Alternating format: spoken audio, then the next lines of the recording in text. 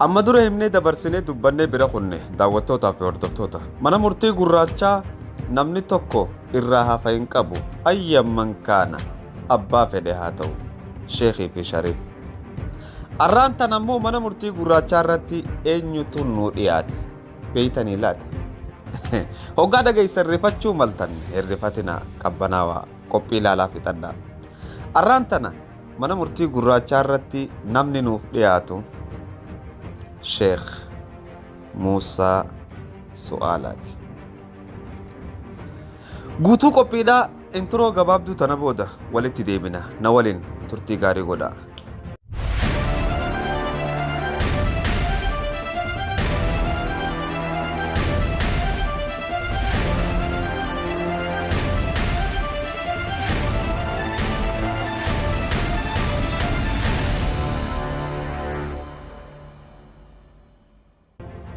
السلام عليكم ورحمة الله وبركاته دعوتوتا في وردفتوتا وندقي سنو بكم مجرتنتي سلام منك يسن برنا فاقو سنين جيتشا إن شاء الله تعالى رانتنا قبي أجائبا خيستي نما أجائبا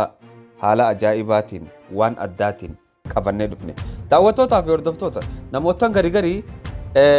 مفتشو ملتن ماليف شيخ موسى سؤالا منا مرتي قراجا إرتي لهاتا جيتشو داف sababaan Sheekh Muusaa Su'aalaa mana murtii gurraachaa irratti dhiyaachuu dandeef sababaa hedduu nama ajaa'ibsiisu hedduu nama dinqisiisu ammallee hoggaan akkana jiru namootan garii garii warri qabbanaan qophii dhageeffachuu hin beeyne waan biraatti yaaduu malan Sheekh Muusaa Su'aalaadhaa akkuma beekamu caalima فقيها مفتيدا مربيدا نمبيخا هاتا توغرو فيديو تكا خيستي مال جئ هوغانا كان يتشاجرو كاتي كونفيوز تاتو نمبيخا بيخاتي نقودا جرا فيديو تكا خيستي شيني مال جئ واحد جمار راهاسي الرغود دا غاني بيتن نموتن خيني ورri gariin gartee jimaa haram godhee خان gartee halaal godhee ati ni beeyna online kana gubbatti warra gartee jimaa nyaachuun haraami je'us ni beeyna walakin shayni video tanarratti maal jaa wanni shayni je'u sanammoo laata dhiiroo dubbii dhugaati waan je'u inshallah ta'ala waliin laalla viidicha qabadheetiin dhufe daawwattootaa fi hordoftoota kiyya durarraa isinii jalqaba gaa viidicha ana waliin daawwattan okay murtii shayni jimaarratti khannu ana waliin laaltanii jechuun inshallah ta'ala viidicha na waliin daawwadhaame titti yaamanne sirraawuni sirreessina garayyuutu numa sirreessina inshallah akkasuma ammaas numa taanii ulamuma teenya taanii warra jimaan haraamii ji'u jira jaan gana buqqisuu jiraatan gaafa ture hawaarijaa jaami numa keeysaahu warra ji'u jiraa jaan wanni kas jaaniif waa lamarraa takkuma taati yookaawu waan lamaan taati ifii isaaniitii jimaa kana qabaachuu dhabaas ni taati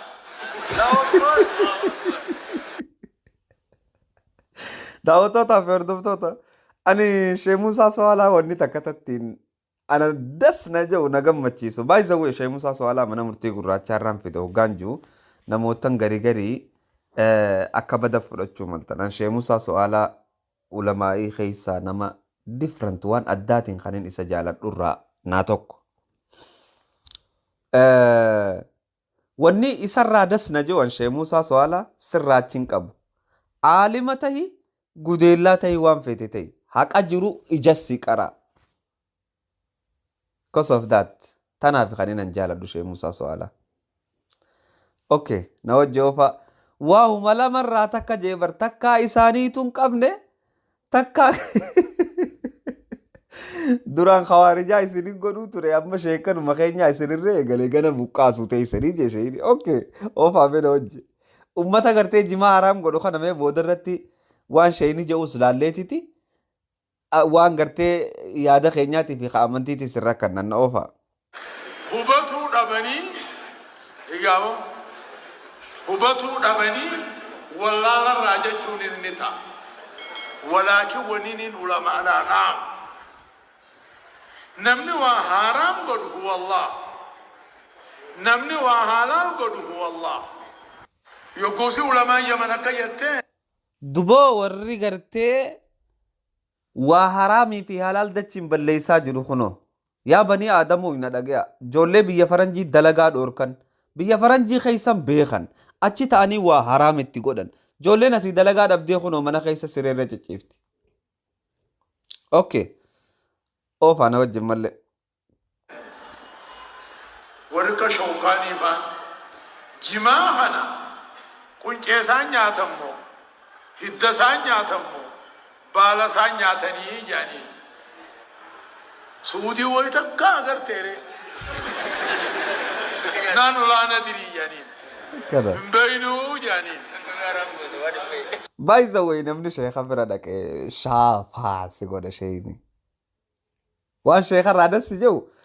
inuma hin dabbaramtu kaa isa bira dhaqxee nama taphataadha bakka sheeyni. Nama waaw. Wallahi ana laa kulli haal waan biraan jedhu rabbi umrii nu faa dheereysu. Ulamaa kana tanaan nu keessa jira jarana oofa. Saahibul beeyti adraa maa fi beeytii jedhin. Abbaa manaatiin mana isaa keessa waan jiru beekaa akkamittuu haraam godhuu dandeessanii jedhanii dhageessanii nuti jimaa yoo haraam ta'e awwala nama juucha awwala nama haraaminaa muree murteessee biyya himurraa beeka akkasitti yaaddanii. Naam wallahi. Ummata keenya hamtutti ni dhiibna mura nama himurraa taakka jaa warri haraami juuwanni jaaniif farshooni wal fakkaataa jaan wanni rabbiin gurra namaa uumeef hawaatti dhagayanii surrii wanni mataa keessa uumeef hawayii yaadanii qalbii wanni qoma uumeef hawayiin baratanii arraba wanni uumeef haa kheyriitti dubbatanii ija wanni uumeef kheyriin haa arkanii daa'iman waanuma namni arge waanuma namni dhage waanuma namni yaade waanuma namni beekan jala deemna yoo jaaniis amsira akka kiyya dhaloota irraa oolu. Waaw jecha nama quubsu nama sammuu qabu waanuma namni arge waanuma namni dhage waanuma namni yaade jala deemna jechuun akka gartee ansila akka kiyya dhaloota dhaabuudha dhaloota dhalachuu dhabuudha yaa isriili dhugaadha wanni rabbiin sammuu sii kanneef akka namni sitti odeessu qofaa fi miti akka atitti yaadduuf wanni jasii kanneef akka itti agartuuf tokkochi taa'ee Suudi Arabiyaa taa'ee jimaa haraam godha waan jimaan taatee hin beeku jechuudha. Oofana wajji. Dhalattanii kamiin isin godha numa barattan jechuudha. Amma farshoon hadiisni nabi Muhammad alayhi salaatu wassalaam sallallahu alaihi wasallam akkayu sallu ala rasulillah salawaata buusikaa maana eeyda viidiyoo laayikii godhi salawaata buusikaa oofi. ما خامر القلب وفطر البدن عن العملية. حديث أربعة في حديث إمام محمد جديد كل ما خامر العقل وفطر البدن عن العملية وانصر هدوتي جارتي في عادات ولا الجسي قامل عفسي فر فنجان سوجا روغا كما حديث النبي عليه الصلاة والسلام نمجي فرشي لغو فرشو لغو هانا في جارتي أدام بيو أول كيف فنجان اتشيكا يفتشون دنده إفو مرة قديسة خاتم ميو عبر رئيسي جانين ألفي في بعض دام بيو إجنو ورقانا قرطوف إران كايمو لغا والله هاي حالو لغتو لغة بكانا غيو إذن خطابة خانا دلقابو لجي اتخان يقامو حرفين تك حركان تك دراور دويتي مي فرشو أول فكاتا والله وانا جايبا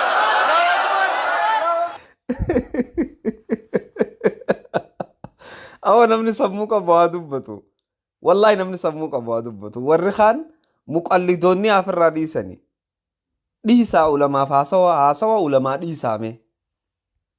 والله وان أجائبا وان أجائبا يجيك أكا إسان قبين جماع خنا فرجو ددبي دا فكجان تكاهو والله لا فكجان حديث نبني حديث أربعات خانك إمام أحمد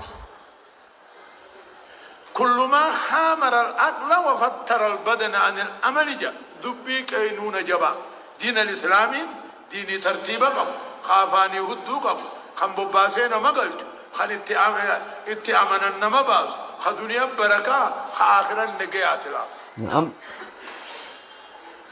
ما فرطنا في الكتاب من شيء جاب الربين والله ما فرطنا في الكتاب من شيء ونتكتا فنجرو والرئاسي وحراميسو والرئاسي وحلاليسو ايسا كفيدن قرآن خيسا جرتي ونون ديني حديث ارقام ربي خيسا جرتي ترتك جما حرام سيقولن بو حرام ياتو انين دلي دا إسان مقنا ورام ياتو انين دلي دا مرة أريد تكفر رايين وني قولي أوكي على طريق التفصيل على طريق الإجمال وأما على طريق التفصيل فاكتفى بالحديث إبر قرآن خيسة والننجر إجمالا حديث خيسة تفصيلا والننجر نجرتوبا سني أما وجم جرات خان سلفين جام خان كوارجان جام سنو مولين جاما جمان حرامي جان خنا بكنن ديسني يا دخي يا خنا فجاسا فجافني شيخ خيا فجافني خنو أن اللهم فجاسه أن اللهم فجاسه خنو أركا شيخاتو يا دخي خنا فجاسا جي ورا جمان حرامي جو خطا أتين سبانا خطاينا دعوة وكجمان حرامي بيخو داغيا سوا شيخا داغي شيء بلولين تيني خانو غندا كاي سواي متو كونتيني اساو علماء داغي ديرو داغي امه سني دكر قبو نتلنا كبي جماع بنيان فواكه الراي وان كانني نياتن تك وان كانني نياتن جمان فواكه وراها بودو سو ديمنيتي بربره نمك بدي حرام جچون ولا نسان او فاي ummata waaraam godhu kana baanna shayni hoggaanii fi nuuhii ko rabbi umrii isaanii nu haa dheereysu ammallee rabbi fayyaa fi gartee gammachuun addunyaa irratti umrii nu haa tursiisu fawaakii harraayii jedhama fawaakii jechuun waanuma akka gartee khudraa mudraa waanuma akka mudraa kana keessa lakkaa'amu malee waan akka khamrii san keessatti lakkaa'amu jimaan oofaana wajji waan qabeenyaa ta'a badiin inni qabuut akka hin jirtu gize balleeysaa jedhan nyaata eeggatuufis gize hodduu teenyatuma eeggan na'am wallahi na'amtu billah ya sheekh wallahi nyaata eeggachuufis gizee numa eegna dhugaa keeti gubiddeen eeggannu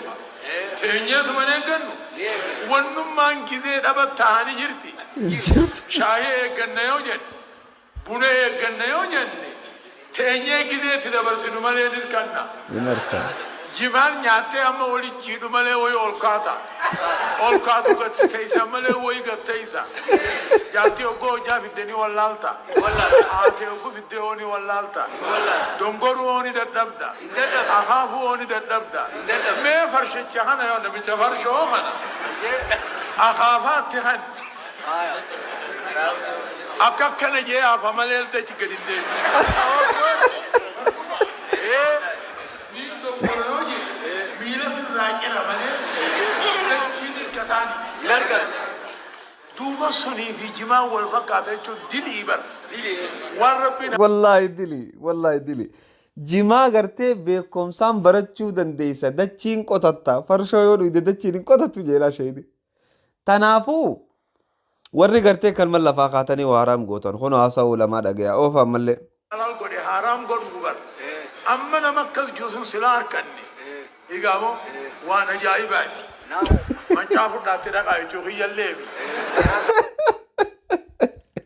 من شافوا تلك على جتشو يا بنتي والله شيء فنيدا شيء فنيدا بقى شيخ هيتشون الله فيهم والله نينجا لدا كمالي أكمالي كمالي فنيدا namni gartee isa jala taa'ee nama raahaifachaa waa barate jechuudha. Nama gartee gammadaa qoflaa waa barate jechuudha. Ammoo inni salafii rawaan jiru ni qaba. Khawaarijaan rawaan jiru ni qaba. Hin qabu. Mu'tazilaan rawaan jiru ni qaba. Hin qabu. Abaashiin rawaan jiru ni qaba. Hin qabu. Iyyuma isaanii ilaallu laal. Allahu Akbar. Nama jimaa haraam godhu ijuma ahbaashii ilaallu laalla jeesheen. Ijuma mu'tazilaa laallu ijuma salafii ilaallu laalla jee. Allahu Akbar ina kati gaggeessaa laal maali dubbiidhan. waan fedheenyuu miiban bargana jimaa si buqqisiisuu deeman igaamu ifiin dhaabbatan dhaabbachuus hin beekan waan irraa dhaabaniis hin qaban kuni petroola rabbiin biyyaa kanne petroola rabbiin oromiyaa kanne haraam ittiin godhina yaa sheekan abool lubbuu fira keeysanii rabbi rahmataa godhuuf yoo jenne arrabaa miti abaarsaa miti faaruudha eeyba lubbuu fira keeysaniitiif rabbi rahmataa godhu dhaaba waan akkana petroola rabbiin biyyaa kanne wanni fedhe yoo jette nuti hin qeeballuu beeka ammas keeysaan buufachuu sitti yaamman waaw shayni waan ja'anii dhaammatanii bira kutanii warrin dhagahin haa dhagayanii warri dhageemmoo fuudhanii walii haa daddabarsanii warra haraam je'u san biraan nuuf haa gayanii jenneeti dubbannee dhaammanna nutis akka nu biraan gahanitti. Tanaaf daawwattootaaf hordoftoota namoota gargarii karma lafaa kaanii gartee jimaa fi waan adda addaatii fi kana haraamsi godhanii warra gartee waa haraam godhu kana inuma abadan gurran kanniniif hin dhagayiniif they are nothing waan takkaa miti isaan ummata gartee akkanumatti waan haraam godhu daliilaan maletti haraam godhu irraa waan takka taateef jecha ni jiraami hin dhagayin gaate waan akkasii deem biraa deeroo deem biraa fawaaqee rabbiin sii kanne jimaan qananii rabbiin atiif sii kanne abbaa haraamsi goonoo jee ilkee irraa daake waliigallee soddomman irraa daakiin siin jee adeero tanaaf daawwattootaaf hordoftoota manni murtii gurraacha irraan tana shee Musaa So'aalaa deebisaa inni nu qabatee dhufee warra gartee jimaadhaan haraam je'u kana deebisaa quubsaa qabatee dhufeef quubsaa tanaafuu sheeka keenya taxiyyaan tiyya bakka jirtutti si haa geessu assalaamu alaykum warahmatullaahi wabarakaatu nuxibbuka fillah rabbi jecha si jaalanna rabbi cumrii teessi haa dheereysu rabbi gartee warra addunyaa irratti illee wal arkee waliin gammadu nu haa taasisu tanaaf daawwattootaaf hordoftoota viidiyoo tana laayik gootanii sheer gootanii obboleeyyan keessan biraan ga'uun dagatinaa kan haga ammaan tanaa daawwachaa turtanan obboleessa keessan Hamzaa Shee Jaabiri hamma qophii biraa bareedduu akkanaatiin walitti deebinutti assalaamu alaykum warahmatullaahi وبركاته نجيتنا ترى أحبكم في الله وربي كان سنجال الدستين وما نمانقوتو نجينا ترى